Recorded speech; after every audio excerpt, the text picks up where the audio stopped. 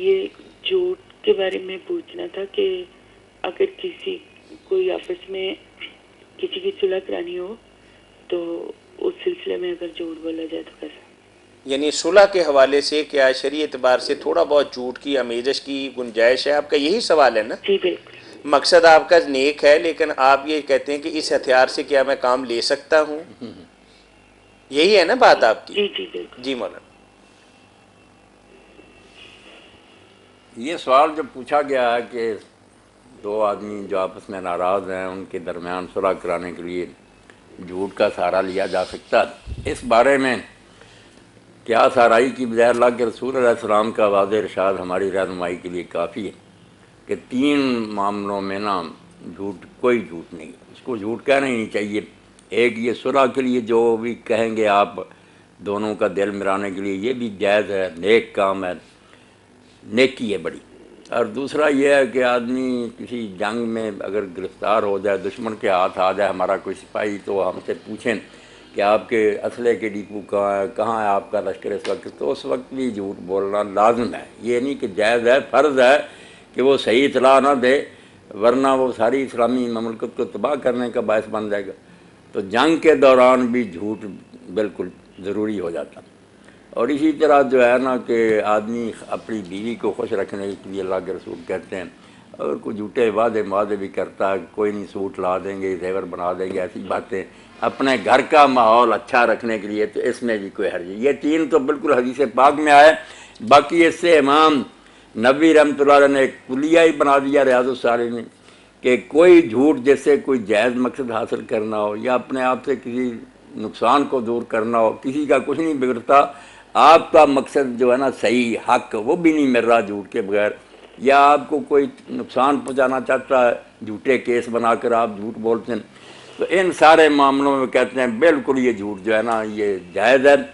بلکہ کئی موقع پر تو فرض بھی ہو جاتا کہ آدمی کوئی آ کر آپ کے پاس چھپ گیا، قاتل اس کے پیچھے لگا ہوا ہے، وہ آ کر پوچھتا کہ فلاں آدمی آپ نے دیکھا، تو اگر آپ بہت نیک بنے اور بتا دیں ہاں دیکھا یہ ہے وہ قتل کر رہے، تو پھر اس قتل کے گناہ میں آپ کو بھی تو حصہ ملے گا. وہاں پھر لازم ہے کہ آپ جھوٹ بولیں میں نے نہیں دیکھا، ادھر کوئی نہیں آیا. تو مقصد کو دیکھنا چاہیے اور نیت نیک ہونی چاہیے. پھر شریعت اندھی لاٹھی نہیں کہ ہر وقت جھوٹ حرام ہے، جھوٹ حرام ہے. نہیں، جھوٹ وہی حرام ہے جو کسی کا حق چھیننے کے لیے یا کسی کو فریب دینے کے لیے آپ کریں. جائز مقاصد کے لیے اگر ایسا کہیں نا کوئی خلاف واقعہ بات ہے تو کوئی حرج نہیں، نیکی ہے، بلکہ کئی مرتبہ فرض ہو جاتا. جی جی بیوی بات واضح ہو گئی. جی بہت بہت. اچھا ایک لائن پہ رہیے گا، مولانا سے ایک رہنمائی لیں گے. مولانا چلے عام آدمی سے ہم جھوٹ بولتے ہیں تو ہمارا پھر اس سے پالا نہیں پڑتا. اگر جیسا کہ آپ نے فرمایا ہے کہ عورت کے ساتھ اپنی بیوی کے ساتھ تھوڑا بہت جھوٹ اور وعدے وعید ہو سکتے ہیں، وہ تو پھر معاف نہیں کرتی کہ تم تو بڑے جھوٹے ہو، غلط وعدے کرتے ہو، اپنا ڈنک پانے کے لیے ایسا کرتے ہو، تو پھر ایک نئی مشکل گھر پہ بن جاتی. کوئی مشکل نہیں بنتی. ان کو بھی چاہیے کہ دیکھیں کہ ہم نے دونوں نے ساری عمر ساتھ نبھانا، تو ایسے موقع آتے ہیں کبھی یہ کوئی بہانہ بنا لیتا، کبھی ہم بھی بہانہ بنا لیتے ہیں، اس طرح ہی وقت گزرتا جاتا.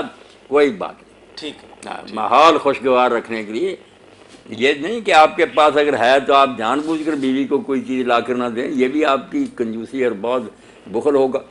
ٹھیک ہے. اس بارے میں یہ حدیث پاک بھی سارے خامدوں کے سامنے رہنی چاہیے کہ آپ نے فرمایا 1 دینار ہے جو تم نے اللہ کی راہ میں دے دیا جہاد کے لیے، 1 سے غلام آزاد کیا، 1 صدقہ کیا، اور 1 سے بیوی بچوں کو لا کر کو کھانے کے لیے. تو فرمایا سب سے زیادہ بہتر جو ہے نا دینار وہ ہے جو تم نے اپنے بال بچوں پر خرچ کیا. اندازہ کرو جہاد فی سبیل اللہ اور خیرات سے بھی بڑھ کر کہا کہ جو دینار تم نے اپنے بچوں پر خرچ کیا یہ ان تینوں سے افضل. اس لیے یہ صدقہ شمار ہوتا ہے کہ آدمی کوئی چیز لائے اپنے بیوی بچوں کو کھلائے، اللہ اس پر ثواب لکھ دیتا ہے کہ اس نے میرا حکم مان کر خرچہ دیا. صرف نیت ہونی چاہیے کہ میں اللہ کا حکم مان رہا ہوں، جو میرے ذمہ نفقہ اور خرچہ ہے وہ ادا کر رہا ہوں. ٹھیک. جزاکم اللہ. بہت جان بوجھ شکریہ کر جی. جھوٹے نا لارے دے. ٹھیک ہے. وہ تو ایسے نا کبھی مطالبے جو ہے نا حد سے بڑھ جاتے ہیں، پھر ٹالنا بھی پڑتا ہے کہ اچھا کو وقت